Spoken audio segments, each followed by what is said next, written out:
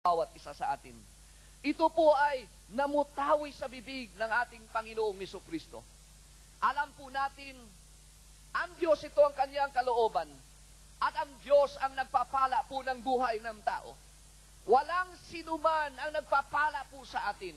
Kapatid, kaibigan kay Kristo, hindi ang hanap buhay ang nagpapala po sa atin.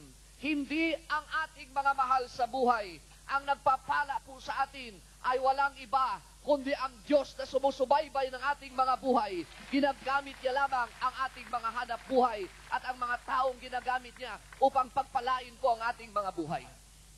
Kung ang Diyos ang nagpapala, then, nararapat lamang po mga kapatid kay Kristo na alamin po natin ang kanyang kapamaraanan para mapagpala po ang ating mga buhay. Dahil siyang nagpapala, ang kanyang gagamitin na pagpapala sa ating buhay ay walang iba kundi ang kanyang mga patakaran. Ang kanyang gagamitin ay walang iba kundi ang kanyang mga winika sa kanyang mga salita. At mga kapatid, sa gabing ito po ang ating pag-uusapan.